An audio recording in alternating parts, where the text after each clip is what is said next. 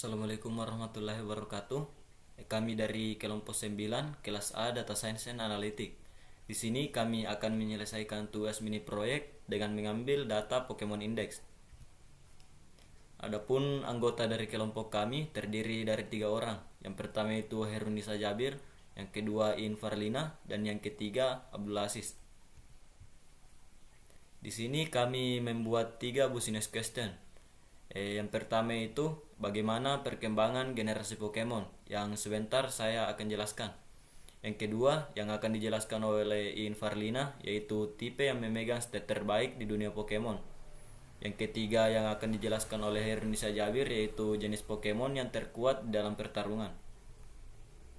Sebelumnya kita ketahui dulu apa itu Pokemon.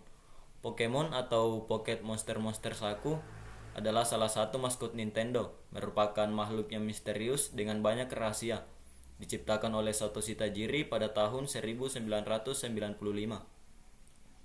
Beberapa Pokemon tinggal bersama manusia dan beberapa tinggal di alam bebas seperti di padang rumput, gua, dan laut. Mereka dapat ditangkap menggunakan Pokeball seperti pada gambar di samping ini, jadi memungkinkan untuk dibawa kemana-mana.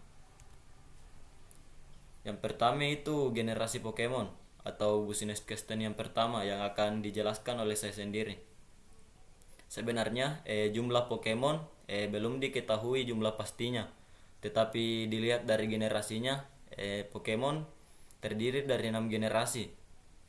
Dilihat dari bentuk visualisasi data di samping ini, bisa kita lihat pada generasi pertama merupakan generasi yang memiliki jumlah Pokemon terbanyak, yaitu 166 Pokemon atau setara dengan 20,75%. Di sini bisa juga kita lihat pada generasi ke-6 merupakan jumlah Pokemon paling sedikit, yaitu 82 atau setara dengan 10,25%.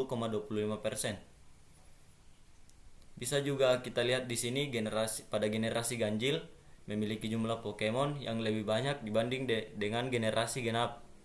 Kita lihat di sini pada generasi 1, 5, dan 3 lebih banyak dibanding dengan generasi pada generasi 2, 4, dan 6. Kemudian kekuatan Pokemon tiap generasinya. Jika dilihat dari tipenya, kita bisa lihat tidak ada generasi yang memiliki semua jenis Pokemon atau tidak ada generasi yang komplit. Misalnya kita bisa lihat pada tipe yang pertama tidak memiliki terbang, baja, dan gelap, sedangkan hanya pada generasi yang kelima dan generasi keenam yang memiliki tipe Pokemon terbang. Di sini kita juga bisa lihat sebagian besar Pokemon di generasi yang pertama, kedua, dan ketiga itu bertipe air. Pada Pokemon generasi keempat dan 5 bertipe normal. Pokemon generasi ke-6 bertipe ghost. Dan Pokemon generasi ke-5 memiliki tipe bug. Bisa dilihat di sini sebanyak 18. Selanjutnya akan dijelaskan oleh In Farlina. Saya In Farlina, di sini saya sebagai pemateri kedua, di mana akan menjelaskan visualisasi dari tipe Pokemon. Pokemon dikelompokkan menjadi 18 tipe berdasarkan karakteristiknya. Sebagai contoh, Pikachu adalah tipe Pokemon elektronik atau listrik, dan Magikarp adalah tipe air. Dan ada beberapa Pokemon yang termasuk dalam 2 tipe, seperti Jigglypuff yang merupakan tipe normal dan peri. Setiap tipe memiliki afinitas khusus yang memiliki pengaruh besar dalam pertarungan.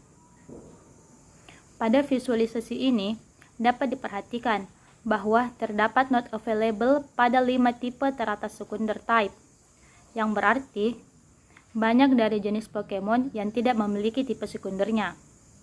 Dan juga dapat dianalisis, meskipun ada paling banyak Pokemon dengan tipe terbang di tipe sekundernya, namun tipe terbang memiliki jumlah paling sedikit di tipe primer. Kemudian, dari visualisasi Pokemon Legendary terkumpul beberapa wawasan. Yang pertama, jika Pokemon bertipe fisik pada tipe utamanya, maka ada kemungkinan besar Pokemon ini menjadi legendary.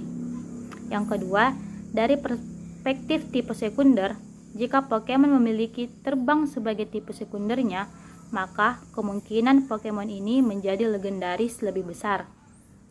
Lalu, satu hal lagi yang perlu diperhatikan, yaitu meskipun fisik memimpin jauh lebih baik di tipe primer dan terbang di tipe sekunder, namun menggabungkan kedua tipe tersebut dalam satu Pokemon membuatnya cenderung menjadi Pokemon legendary. Pada visualisasi Pokemon non-legendary, tipe naga menjadi tipe terbaik. Tapi, perbedaan antara semua tipe cukup seimbang. Dan juga dapat dilihat bahwa tipe air memiliki titik maksimum tertinggi pada statistik keseluruhan di antara semua tipe primer. Garchomp menjadi king dari Pokemon non-legendary atau Mega dengan start keseluruhan tertinggi. Mega Garchomp merupakan Pokemon tipe ganda, yaitu naga dan tanah. Saya serahkan ke pemateri selanjutnya. Jabir akan memaparkan visualisasi dari business question terakhir Pokemon Data Analysis, yaitu jenis Pokemon apa yang terkuat dalam sebuah pertarungan. Tapi sebelum itu perlu kita ketahui bahwa pemilihan serangan, kecepatan, dan pertahanan selama pertempuran menjadi faktor utama dalam menentukan kesuksesan daripada kekuatan Pokemon itu sendiri. Pada visualisasi berikut, menjawab business question, apakah pemilihan mode bertarung berpengaruh dengan kekuatan Pokemon? Jawabannya, tentu saja berpengaruh. Dapat dilihat pada visualisasi kami, Pokemon dalam mode tempur memiliki faktor serangan lebih besar daripada faktor pertahanan dan kecepatannya. Sedangkan, Pokemon tipe terbang memiliki faktor kecepatan yang relatif lebih daripada pertahanan dan juga serangannya. Dan pada Pokemon tipe baja ataupun batu, tentu saja faktor pertahanannya itu lebih besar, jauh lebih besar dibanding dengan serangan dan kecepatannya. Pada visualisasi selanjutnya, menjawab business question, Pokemon jenis apa yang mungkin terkuat berdasarkan kalkulasi kekuatan yang dimilikinya. Nah, dari plot perbandingan semua kekuatan dasar di samping, kita mendapatkan dua Pokemon yang memiliki kekuatan yang sama, yaitu Mewtwo dan Rayquaza. Namun, pada analisis kami, Pokemon terkuat adalah Mewtwo X dengan tipe fisik. Ini adalah versi mythical Pokemon Mew, buatan manusia yang ditingkatkan secara genetik. Mewtwo menjadi salah satu Pokemon yang paling tangguh yang pernah ada, dan dapat menggunakan kekuatan yang khas dari jenisnya, serta telekinesis dan juga telepati. Tapi mengambil secara nyata, Pokemon bernama Arceus juga jenis Pokemon legendaris yang paling kuat. Pokemon Mythical Type normal ini pencipta alam semesta dan Pokemon yang paling dekat dengan dunia Pokemon Dewa. Dan menurut analisis kami, dalam hal parameter dasar itu menjadi Pokemon 5 terkuat. Baik, mungkin itu saja pemaparan visualisasi business question dari kelompok kami.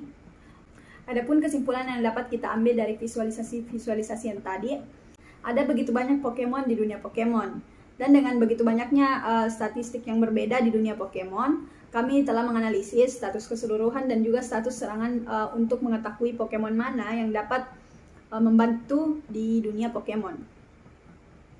Legendary dan non-legendary atau mega Pokemon masih menjadi rekomendasi nomor 1 karena memiliki overall dan status attack yang besar.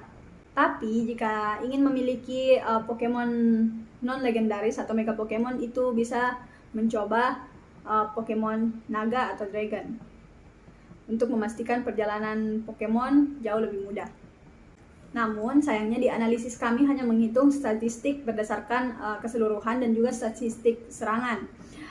Pertarungan Pokemon akan ditentukan oleh banyak faktor, jadi rekomendasi ini tidak akan 100% akurat, tetapi kemungkinan besar akan membantu dalam perjalanan di dunia Pokemon.